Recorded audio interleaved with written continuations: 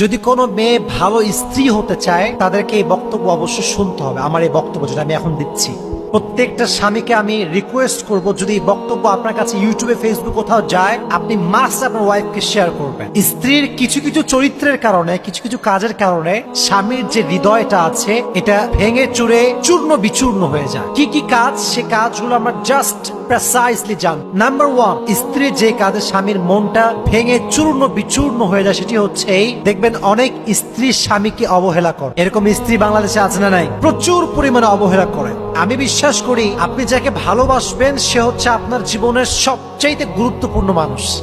আর একজন ভালোবাসার মানুষ সব সহ্য করতে পারে, বাট ইগনোর এবং অবহেলা সহ্য করতে পারে না। ঠিক না বলো? আপনি স্ত্রী হয়ে আপনার স্বামীকে ইগনোর করতে পারবেন না। No, you can do that. You don't have the right to do that. আপনার সবচাইতে প্রায়োরিটি লিস্টে ফার্স্ট যে নাম থাকবে সেটার নাম হচ্ছে আপনার হাজবেন্ড। প্রত্যেকটা বোনকে বলবো স্বামীকে গুরুত্ব দেন। যেই মেয়ের স্বামী বেঁচে আছে তার জীবনে তার আত্মার দাম আছে, তার শরীরের দাম আছে, তার চরিত্রের দাম আছে, তার ব্যক্তিত্বের দাম আছে।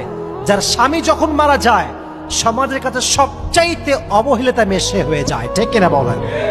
একজন বন্ধুকে বলবো, বোনরা আমার, দয়া করে মেহেরবানি করে স্বামীকে অবহেলা করবেন না। আল্লাহ আমাদের বোনদেরকে সেই তৌফিক দান করুক। সকলেই পড়া আমিন। অনেক সময় দেখা যায় যে স্বামী একজন জব হোল্ডার অথবা একজন বিজনেস ম্যাগনেট, সে বাহির থেকে আসছেন, হি ইজ ভেরি টায়ার্ড, তার খাবার লাগবে, কিন্তু বোন দেখা যাচ্ছে, মানে যিনি বউ, আমাদের বোন মাশাআল্লাহ বসে বসে টিভি দেখতেছে, সিরিয়াল দেখতেছে। স্বামী যে আসছে তাকে একটু খেদমত করবে, খাবারটা দিবে, শি হ্যাজন্ট দ্যাট সেন্স। ইচ্ছা মতো সিরিয়াল দেখতেছে, এটা ঠিক না।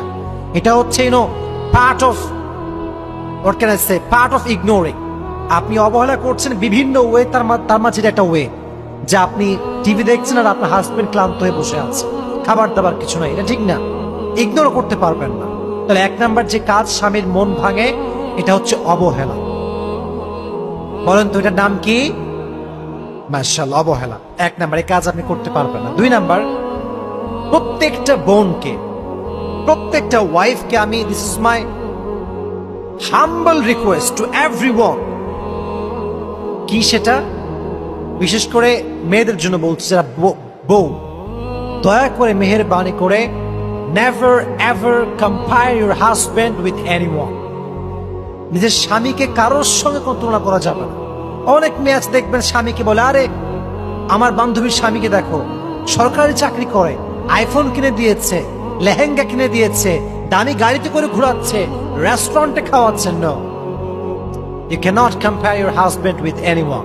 আপনার স্বামী সবচেয়ে উত্তম স্বামী, সেরা স্বামী। হাজবেন্ড হচ্ছে আপনার হাজবেন্ডের সেরা হাজবেন্ড, এটা বলতে শেখেন। যদি আপনি আপনার হাজবেন্ডকে আজকে সাপোর্ট দেন, আগামীতে সে সেরা হবে। যদি আজকে খোটা দেন, আগামীর সবচেয়ে জঘন্যতম পুরুষ সে হবে। ঠিক কিনা বলেন?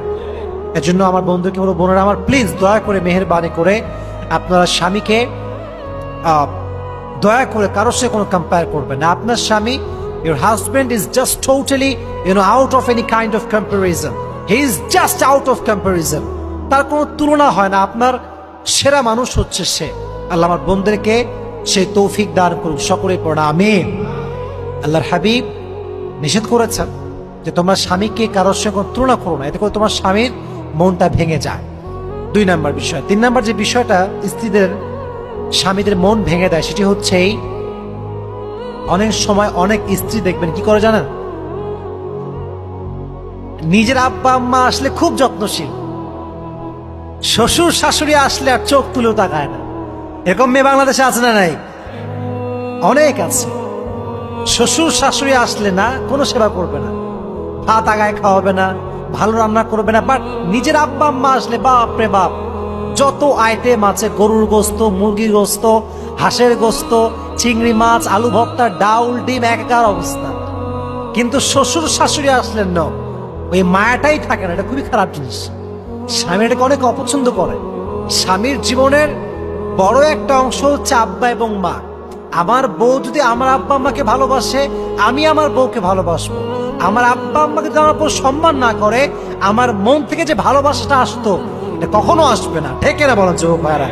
তো তাহলে আমার বোনদেরকে অনুরোধ করব, মেহেরবানি করে আপনার স্বামীর যেই রিলেটিভস আছে, স্পেশালি প্যারেন্টস, এদের প্রতি আপনার কেয়ারিং হতে হবে, লাভিং হতে হবে। আল্লাহ আমাদের বোনদেরকে এটা বোঝার তৌফিক দান করুক। সকলেই মন খুলে পড়া আমিন। তাহলে 1 নাম্বার বললাম, স্বামীকে ইগনোর করা যাবে না।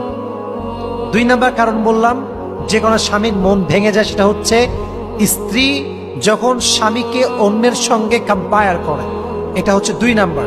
3 নাম্বার হচ্ছে, মেহেরবানি করে প্রত্যেকটা বোনকে বলবো, নিজের স্বামীর যে রিলেটিভস আছে, আত্মীয় স্বজন আছে, এদের সঙ্গে আপনি ভালো ব্যবহার করেন। এবং আরেকটি বিষয়, এটা খুবই গুরুত্বপূর্ণ, সেটা হচ্ছে স্বামী যা চায় তার বিরুদ্ধাচারণ করা। এটা মারাত্মক বড় ফিতনার জিনিস। সেটা কি জানেন? অনেক মেয়ে দেখবেন বেপর্দায় চলে। স্বামী চায় আমার বউটা পর্দা করুক, পর্দা করে থাকুক, বউ মানতে চায় না, আমি বেপর্দায় ঘুরবো, সিনেমা হলে যাব, বান্ধবীর সঙ্গে আড্ডা দিব, রেস্টুরেন্টে বসে কফি খাবো বেপর্দায়। এটা স্বামীর ইচ্ছার বাহিরের কাজ, এটা করবেন না। আল্লাহ আমাদের প্রত্যেকটা বোনকে স্বামীর আনুগত্য হয়ে চলার তৌফিক দান করুক। সকলে পড়া আমিন। আল্লাহ প্রত্যেকটা বোনকে স্বামীর বাধ্য হয়ে চলার তৌফিক দান করুক। সকলেই পড়া আমিন।